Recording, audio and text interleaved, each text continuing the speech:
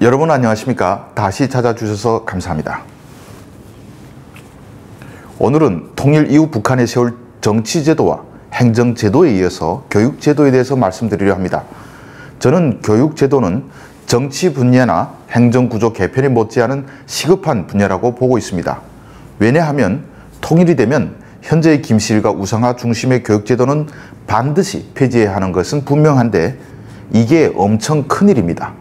몇 년 동안 북한 교과서를 배우다가 갑자기 한국 교과서를 들이밀면서 교육시킬 수도 없고 그때 가서 연령별에 맞춰 다시 계획을 짜려면 늦습니다.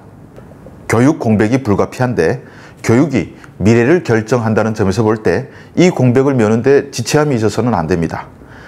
자라나는 아이들에게 북한의 미래에게 집에서 놀면서 기다리라고 할 수는 없기 때문이죠. 잘못하면 우린 북한의 미래를 책임져야 할 한 세대를 놓칠 수가 있습니다. 특히 북한같이 자원이 부족하고 국가 발전의 희망을 철저히 인재에게 의지해야 하는 상황에선 교육의 중요성이 더욱 커질 수밖에 없습니다. 저는 통일 이후 적어도 몇 달, 최장 길어서 1년 안에는 북한의 교육 시스템이 완비되어 있어야 한다고 보는데 물론 그렇게 만들려면 상당히 어려움이 다르죠. 그래서 미리 준비해야 합니다. 그럼 한국 교육 제도를 그대로 복제해 넣으면 되지 않을까 생각하실 수 있겠지만 저는 우리 교육 제도는 미래의 대안이 될 수 없다고 보고 있습니다.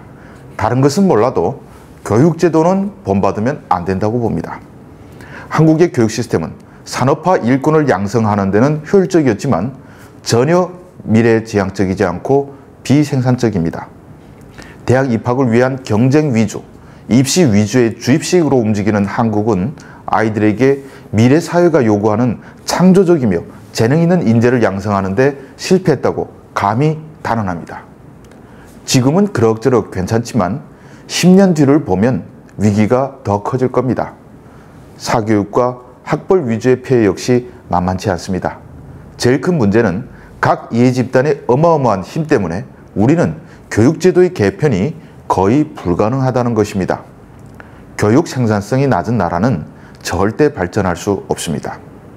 북한 교육은 생산성에 있어 우수하다고 꼽히는 북유럽 지역 정도로 끌어올려야 한다고 봅니다. 특히 북유럽에서 핀란드는 현재 전 세계 각국의 롤모델이 되고 있는데 저는 핀란드 예찬론자는 아니지만 세계가 주목하는 데는 이유가 있고 거기서 장점을 발견해야 한다고 생각합니다. 현재 핀란드는 국제학업 성취도 1위로 꼽힙니다. 그럼 2위는 어디냐? 놀랍게도 우리나라입니다. 1등과 2등이면 별 차이 없지 않냐고 생각하실 분들도 있겠지만 한 가지만 말씀드리겠습니다. 주당 학습 시간은 한국이 핀란드의 2배가 넘습니다. 한국의 공부 시간 대비 효율성은 낙제점에 가깝다는 이야기입니다. 여기에 더해 사교육비에 드는 비용 측면에서도 한국은 핀란드의 25배 이상이 됩니다. 우리나라는 전 세계에서 교육비 지출 비중이 가장 높은 나라입니다. 특히 학업 자녀가 있는 가구에서는 교육비 부담을 측정하는 엔젤 계수가 식료품비를 측정하는 엥겔 계수보다 훨씬 높은데 이것은 세계 어디에서도 찾아보기 힘든 독특한 현상입니다. 그렇다면 이렇게 엄청난 비용, 시간, 노력을 교육에 투자할 만한 효과가 있는 것일까요? PISA, 국제학업 성취도 평가에서 총점 1위인 핀란드와 2위인 우리나라 이렇게 양국의 학습 효율화 지수, 즉 1시간 동안 공부해서 몇 점이나 점수를 올리는지 분석한 지수를 비교해보니 놀라운 결과가 나왔습니다.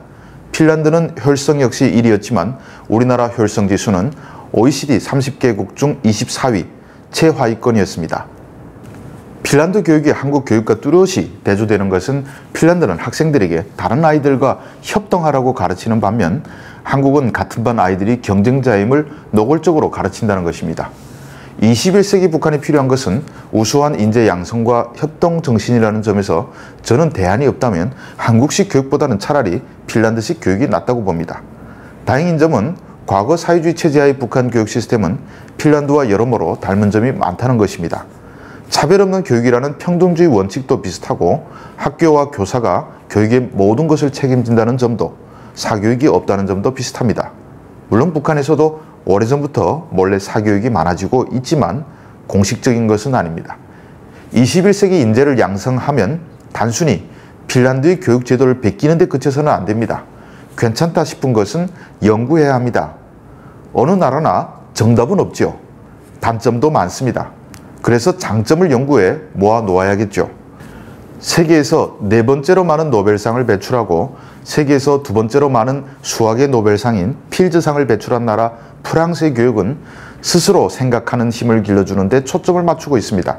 특히 프랑스 대입 자격 시험, 바칼로레아의 상징인 철학 시험은 그러한 교육의 정점에 있습니다.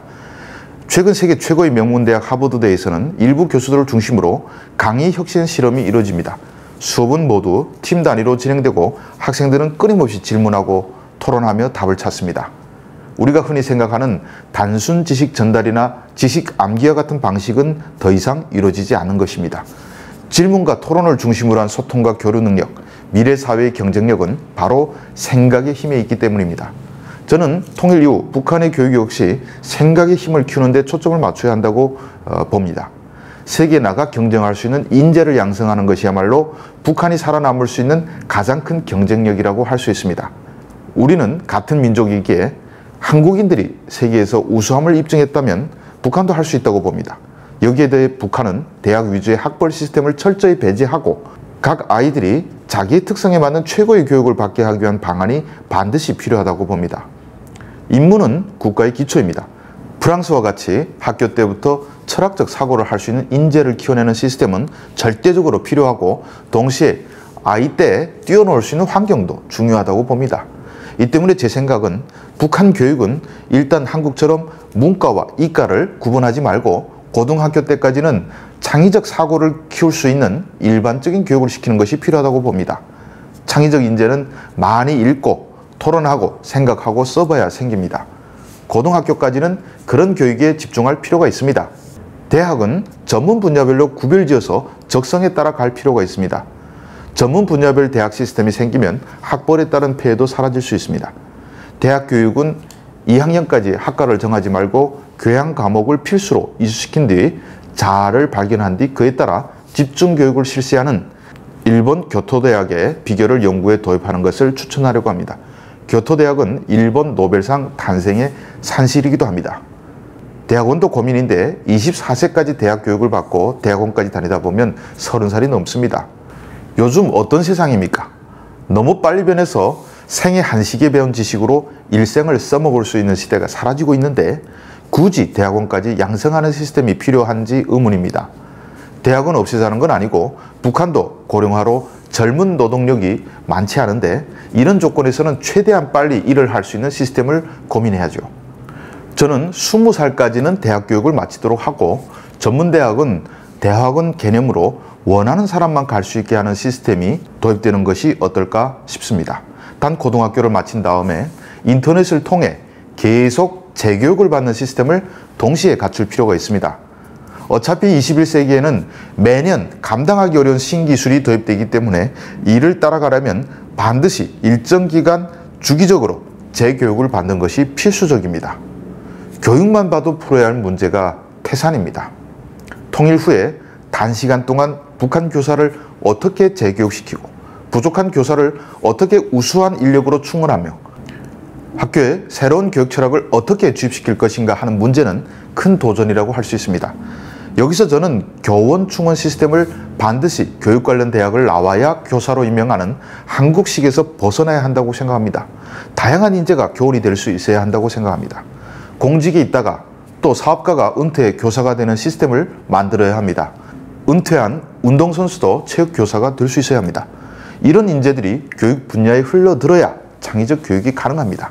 이런 점에서 볼 때 한국에서 은퇴한 우수한 인력을 북한에서 교사로 활용하는 방안도 적극 추진하는 것이 필요합니다.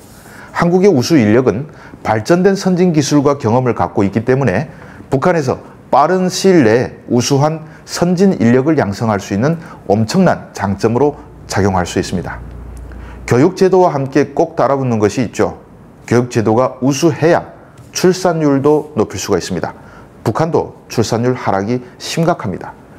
교육은 노동력이 필요하다는 의미를 넘어 북한을 이끌 새로운 미래를 만드는 일이라는 차원에서 접근해야 합니다.